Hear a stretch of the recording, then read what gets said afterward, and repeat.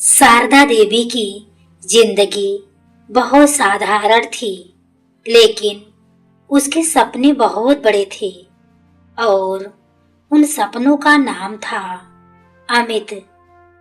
पति की मृत्यु तब हुई जब अमित सिर्फ 7 साल का था। उस दिन के बाद शारदा देवी ने ना कभी रंगीन साड़ी पहनी, ना किसी से ज्यादा हंसकर बात की। उसकी पूरी दुनिया सिमटकर एक छोटे से बच्चे पे आ गई थी।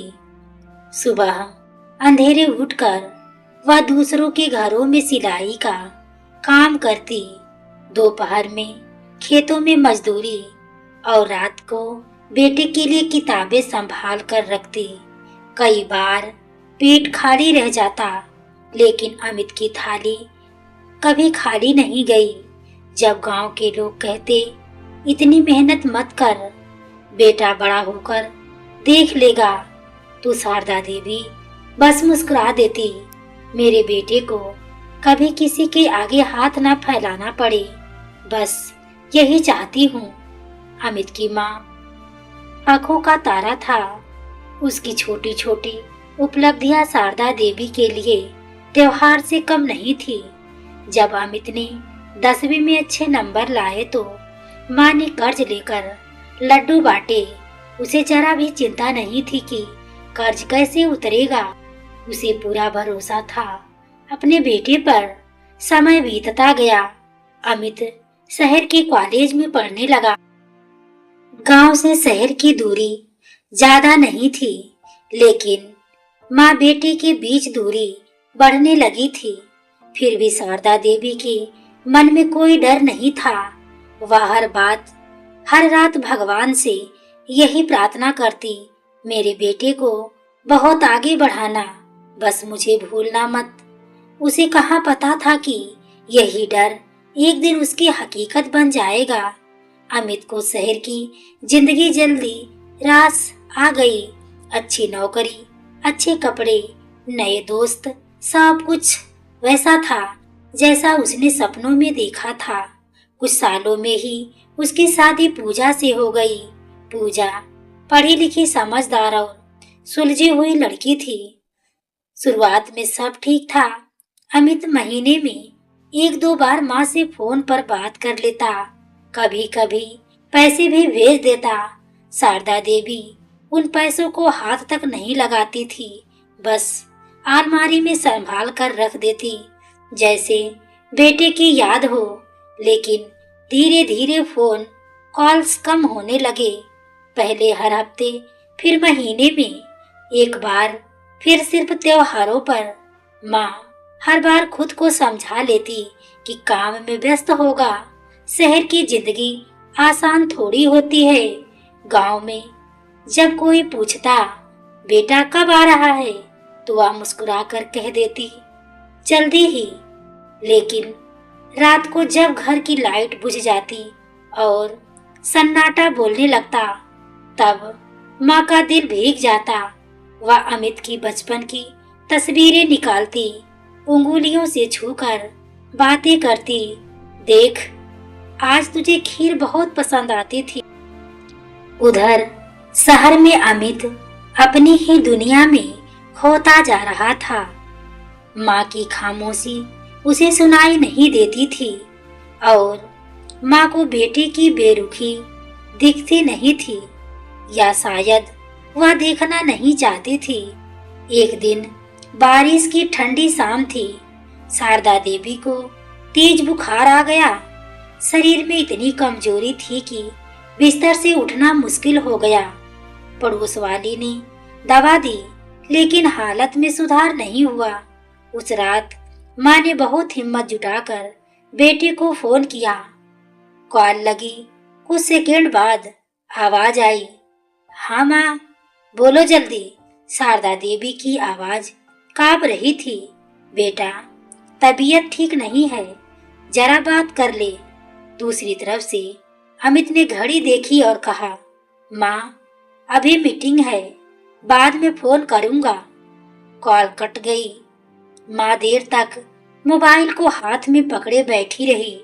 आंखों से आंसू बहते रहे, लेकिन होठ खामोश थे। यह पहली बार नहीं था जब उसने अकेलापन महसूस किया था, लेकिन यह पहली बार था जब भरोसा टूटने की आवाज इतनी साफ सुनाई दी थी। उस रात माँ बुखार से ज्यादा बेटे की बेरुखी से कांप रही थी। वह बार बार खुद से पूछ रही थी, क्या यही दिन देखने के लिए मैंने सब कुछ सहा था? उसे नहीं पता था कि उसी रात शहर में पूजा ने अमित को फोन देखा, माँ की मिस्ड कॉल देखी और यही से कहानी एक नया मोड़ लेने वाली थी। शहर की उस रात में अमित अपने काम में डूबा हुआ था। मोबाइल टेबल पर पड़ा था। स्क्रीन पर माँ की मिस्ड कॉल चमक रही थी। वह एक नजर देखकर फिर फाइलों में उलझ गया, लेकिन उसी पल पूजा की नजर उस मिस्ड कॉल पर पड़ी। माँ का फोन था। पूजा ने सहज स्वर में पूछा। अमित ने बिना सिरे उठाए कहा, हाँ, रोज ही करती रहती है, छोटी छोटी बातों के लिए परेशान करती है। पूजा चुप हो गई, लेकिन उसके मन में एक अजीब सी बेचैनी उठने लगी। उसने फिर पूछा, आपने वापस फोन किया? अमित झुंझला कर बोला, अभी टाइम नहीं है, समझा करो। पूजा कुछ नहीं बोली, लेकिन उसका मन बेचैन था। वह जानती थी कि गांव में अकेली बूढ़ी माँ के लिए छोटी बात भी बहुत बड़ी बात होती है। रात भर वह करवटें बदलती रही। बार बार माँ की तस्वीर आंखों के सामने आती रही, जिसे उसने शादी के बाद बस कुछ ही बार देखा था, लेकिन जिन आंखों में अपनापन साफ झलकता था। सुबह होते ही पूजा ने दोबारा पूछा, अमित, माँ से बात कर लीजिए, अच्छा नहीं लग रहा। अमित ने गहरी सांस ली, लेकिन फोन नहीं उठाया। उसकी चुप्पी ने पूजा को सोचने पर मजबूर कर दिया। क्या सच में माँ अब उसकी जिंदगी में जरूरी नहीं रही? गांव में सुबह हो चुकी थी, बारिश थम गई थी, लेकिन शारदा देवी का बुखार नहीं उतरा था। शरीर में जान नहीं थी, आंखें भारी थी। वह खिड़की से बाहर देखती रही, शायद कोई आए, शायद बेटा आए। पड़ोस की काकी ने आकर पूछा, बेटा आ रहा है क्या? शारदा देवी ने धीरे से सिर हिला दिया, काम में है। उसकी आवाज में अब भरोसा नहीं, सिर्फ मजबूरी थी। वह सोचने लगी, जिस बेटे को मैंने उंगली पकड़कर चलना सिखाया, आज वही मेरी हालत नहीं समझ पा रहा। दोपहर तक माँ ने खाना भी नहीं खाया। रसोई में चूल्हा ठंडा पड़ा था। दीवार पर टंगी अमित की फोटो उसे घूर रही थी, जैसे सवाल कर रही हो, क्या मैंने कुछ गलत किया? शाम होते होते माँ की हालत और बिगड़ गई। उसी समय गांव के बस स्टैंड पर एक अनजान सा साया उतरा। वह पूजा थी। पूजा ने जब माँ को बिस्तर पर अकेला देखा तो उसकी आंखें भर आई। उसने बिना कुछ कहे माँ का हाथ थामा। शारदा देवी ने कमजोर आवाज में पूछा, तू यहाँ कैसे? पूजा ने बस इतना कहा, अब आप अकेली नहीं है माँ। पूजा ने सबसे पहले डॉक्टर को बुलवाया, दवाइयाँ लाई, माँ को सहारा देकर बैठाया। वह एक एक काम ऐसे कर रही थी जैसे सालों से इसी घर की बेटी हो। दवा खाते समय शारदा देवी की आंखों से आंसू बहने लगे। बेटा, तू भूल गया, तू क्यों आई? पूजा का गला भर आया, लेकिन उसने खुद को संभालते हुए कहा, माँ, रिश्ते सिर्फ नाम से नहीं होते, किसी का दर्द समझ लेना ही रिश्ता होता है। उस रात पूजा माँ के पास ही फर्श पर सोई, बीच बीच में उठकर माँ का माथा छूती, कंबल ठीक करती। शारदा देवी को बरसों बाद किसी अपने की गर्माहट महसूस हो रही थी। धीमी आवाज में माँ बोली, मैंने अपनी पूरी जिंदगी बेटे के नाम कर दी थी, शायद गलती कर दी। पूजा ने उसका हाथ कसकर थाम लिया। नहीं माँ, आपने गलती नहीं की। कभी कभी अच्छे रिश्ते भी देर से अपनी जगह पहचानते हैं। माँ की आंखें बंद हो गई, लेकिन दिल में पहली बार सुकून उतरा। उसे नहीं पता था कि उसकी बहू ही अब उस बेटे को आईना दिखाने वाली है। अगली सुबह पूजा बहुत जल्दी उठ गई। माँ अभी भी कमजोर थी, लेकिन रात से कुछ बेहतर महसूस कर रही थी। पूजा ने चुपचाप रसोई सफाई साफ की, हल्का दलिया बनाया और माँ को अपने हाथों से खिलाया। हर निवाला जैसे किसी टूटे रिश्ते पर मरहम रख रहा था। माँ ने कांपती आवाज में पूछा, अमित को बताया तूने? पूजा ने सिर हिलाया। आज बात करूंगी माँ, अब और देर नहीं। दोपहर होते ही पूजा ने अमित को फोन लगाया। इस बार उसकी आवाज में विनम्रता नहीं, सच्चाई की शक्ति थी। अमित, माँ बहुत बीमार थी। अगर मैं समय पर नहीं आती तो पता नहीं क्या होता। दूसरी तरफ कुछ पल की खामोशी छा गई। तुमने मुझे बताया क्यों नहीं? अमित ने बचाव में कहा। पूजा ने शांत लेकिन दृढ़ स्वर में जवाब दिया, आपने फोन उठाने का समय ही कहाँ दिया। ये शब्द अमित के दिल में चुभ गए। पहली बार उसे यह एहसास हुआ कि चुप्पी भी किसी को मार सकती है। फोन कटने के बाद अमित देर तक अपनी कुर्सी पर बैठा रहा। फाइलें सामने थी, लेकिन दिमाग ने माँ का चेहरा घूम रहा था। थकी आंखें, झुकी हुई पीठ, कांपते हाथ, उसे बचपन याद आने लगा। जैसे कैसे माँ बारिश में भीगते हुए स्कूल छोड़ने आती थी, कैसे खुद भूखी रहकर उसके लिए दूध लाती थी। वह खुद से बुदबुदाया, मैं कब इतना बदल गया। शाम होते होते उसका मन बेचैन हो गया। उसने ऑफिस से छुट्टी ली और गांव जाने का फैसला कर लिया। पहली बार उसे लगा कि सफलता के शोर में उसने सबसे जरूरी आवाज, माँ की आवाज को अनसुना कर दिया। उधर गांव में पूजा माँ के पास बैठी थी। माँ ने धीमे से कहा, बेटा आएगा क्या? पूजा ने माँ का हाथ दबाते हुए कहा, आएगा माँ, इस बार जरूर आएगा। माँ की आंखों में एक उम्मीद फिर से जाग उठी। अगली सुबह अमित गांव में पहुंचा। घर की दहलीज पर कदम रखते ही उसका दिल कांप उठा। वही पुराना घर, वही दीवारें, लेकिन माँ पहले जैसी नहीं थी। जैसे ही माँ की नजर बेटे पर पड़ी, उसकी आंखें भर आई। अमित दौड़कर माँ के पैरों में बैठ गया। माँ, मुझे माफ कर दो, मैं अंधा हो गया था। शारदा देवी ने उसे उठाया, लेकिन कुछ बोली नहीं। उस खामोशी में सालों का दर्द छुपा था। अमित ने देखा माँ के सिरहाने दवाइयाँ, पास में पूजा बैठी थी। उस पल उसे समझ आ गया कि जिसने सच में माँ को संभाला वह बहू थी। वह उसकी आंखों से आंसू बहने लगे, पछतावे के, शर्म के और बदलने के वादे के। वह जान गया था माँ को खोना सबसे बड़ी हार होती है। अमित माँ के सामने बैठा था, लेकिन शब्द जैसे उसका साथ छोड़ चुके थे। वह बार बार कुछ कहना चाहता, पर माँ की चुप्पी उसे रोक देती। शारदा देवी बस सामने देख रही थी, ना डांट ना शिकायत, बस एक गहरी खामोशी जो हर सवाल से ज्यादा भारी थी। माँ, कुछ बोलो। अमित की आवाज टूट गई, लेकिन माँ ने नजरें झुका ली। उसे यह एहसास हुआ कि माँ को सबसे ज्यादा चोट उसकी बेरुखी से लगी थी। माँ के लिए बेटे का समय, उसकी आवाज, उसकी मौजूदगी सब दवा से ज्यादा जरूरी था, और वह सब अमित ने खुद छीन लिया था। पूजा ने माहौल को संभालने की कोशिश की। माँ, डॉक्टर ने आराम करने को कहा है, उसने नरमी से कहा। शारदा देवी ने धीरे से सिर हिलाया। अमित उस पल डर गया, क्योंकि गुस्सा उतर सकता है, आंसू सूख सकते हैं, पर माँ की चुप्पी बहुत कुछ बदल देती है।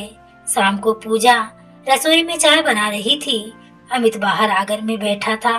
थोड़ी देर बाद पूजा उसके सामने आई और बोली, माँ ने कभी आपसे कुछ मांगा? अमित ने सिर हिला दिया। नहीं, बस यही उनकी सबसे बड़ी शिकायत है।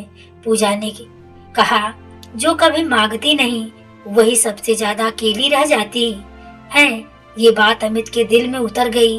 उसे याद आया, माँ ने कभी उसे रोका नहीं, कभी शिकायत नहीं की, कभी अपनी तकलीफ नहीं बताई, और उसे चुप्पी को उसने माँ की मजबूती समझ लिया था।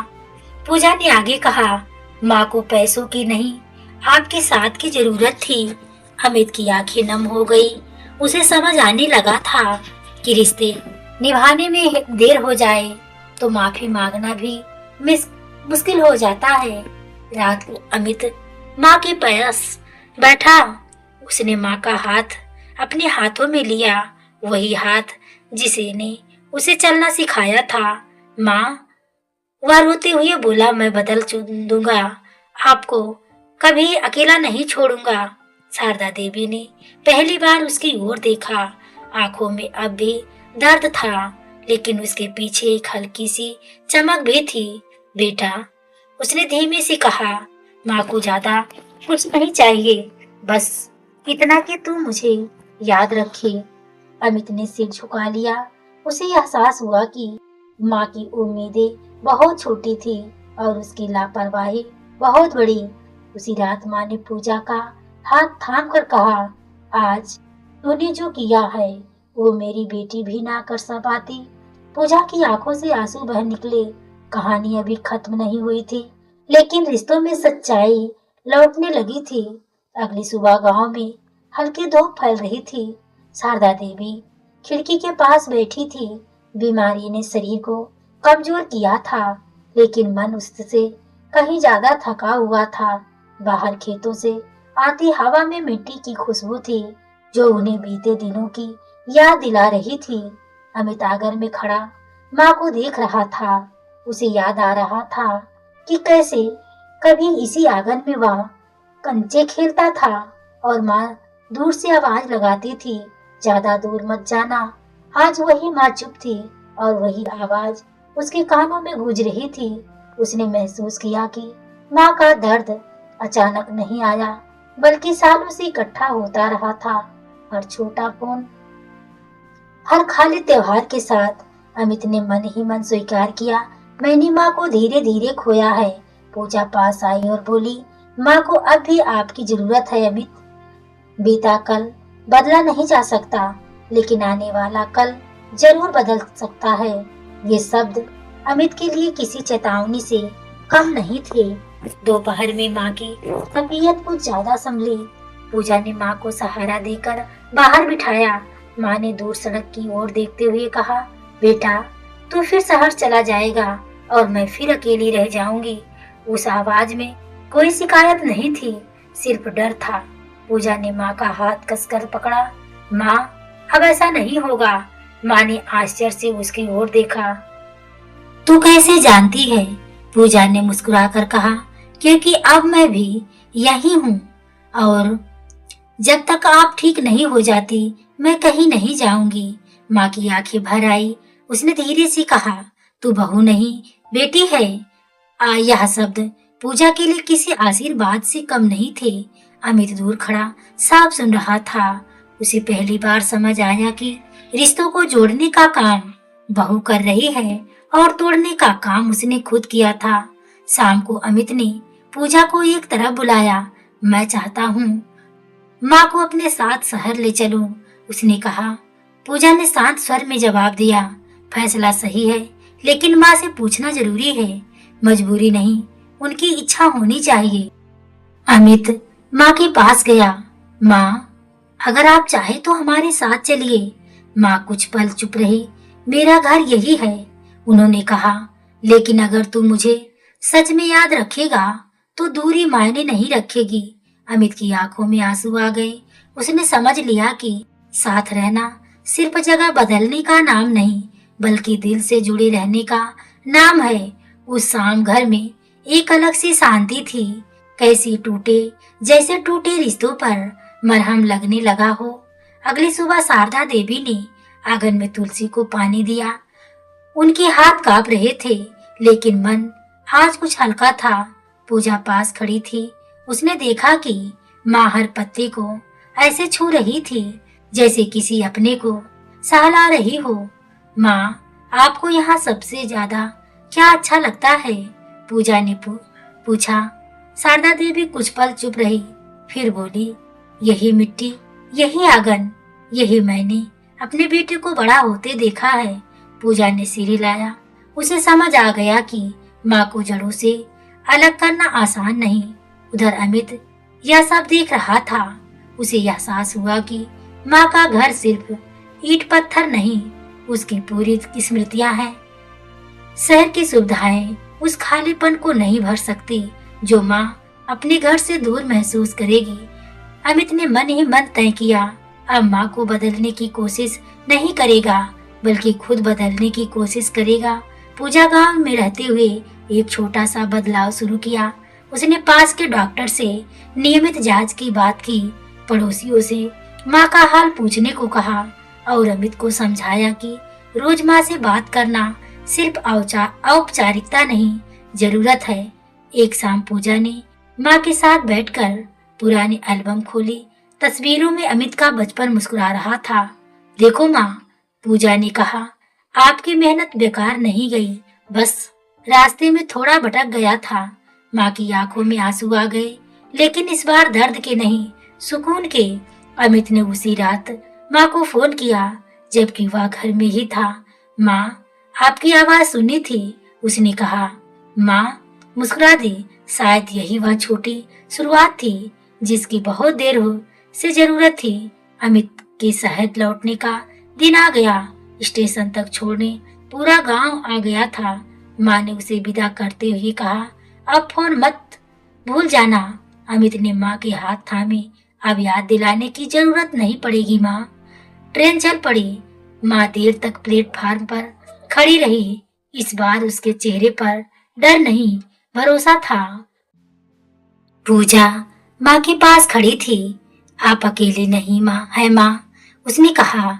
माँ ने बहू को गले लगा लिया। आज अगर मेरा बेटा लौट पाया है तो उसकी वजह तू है। ट्रेन दूर जा चुकी थी, लेकिन दिलों की दूरी अब कम होने लगी थी। अमित के जाने के बाद घर फिर से शांत हो गया था, लेकिन इस बार वह शांति खाली नहीं थी। शारदा देवी रोज सुबह पूजा के साथ तुलसी को पानी देती, दवा समय पर लेती और शाम को दरवाजे पर बैठकर बेटी की आवाज का इंतजार नहीं करती थी, क्योंकि अब आवाज रोज आती थी। हर दिन अमित का फोन आता। कभी वह बस इतना कहता, माँ खाना खाया, और माँ की आंखें भर आती। शारदा देवी अब पूजा को सिर्फ बहू नहीं मानती थी, वह हर छोटी बात उससे साझा करती, दर्द भी, डर भी और यादें भी। एक दिन उन्होंने कहा, तू मेरे घर आई नहीं, तूने इस घर को फिर से जगा दिया। पूजा मुस्कुरा दी। उसके लिए यही सबसे बड़ा सम्मान था। माँ का भरोसा अब टूटता नहीं था, क्योंकि वह जान चुकी थी अगर बेटा कभी लड़खड़ाए तो वह बहू सहारा बनकर खड़ी रहेगी। कुछ महीने बाद अमित छुट्टी लेकर गांव आया। इस बार किसी बीमारी या मजबूरी से नहीं, प्यार से। माँ दरवाजे पर खड़ी थी, लेकिन इस बार इंतजार में डर नहीं था। अमित ने माँ को गले लगाया। माँ, अब मैं लौट आया हूँ। हर बार शारदा देवी ने बेटे के सिर पर हाथ रखा। अब देर नहीं हुई है बेटा। पूजा यह दृश्य देख रही थी। उसकी आंखों में आंसू थे, लेकिन दिल में सुकून। उसने समझ लिया था कि उसने सिर्फ एक रिश्ता नहीं बचाया, बल्कि एक माँ की पूरी दुनिया लौटा दी थी। इस कहानी की सीख बहुत सीधी है। जब बेटे अनदेखा कर जाते हैं, तब भी रिश्ते मरते नहीं। कभी कभी बहू बेटी बनकर पूरी घर को बचा देती है। और शारदा देवी के लिए अब बेटा भी था और बहू भी, लेकिन सबसे बढ़कर था सम्मान और अपनापन। तो दोस्तों, यह कहानी आपको कैसी लगी कमेंट में जरूर बताएं। पूरी कहानी को सुनने के लिए आपको तहे दिल से धन्यवाद।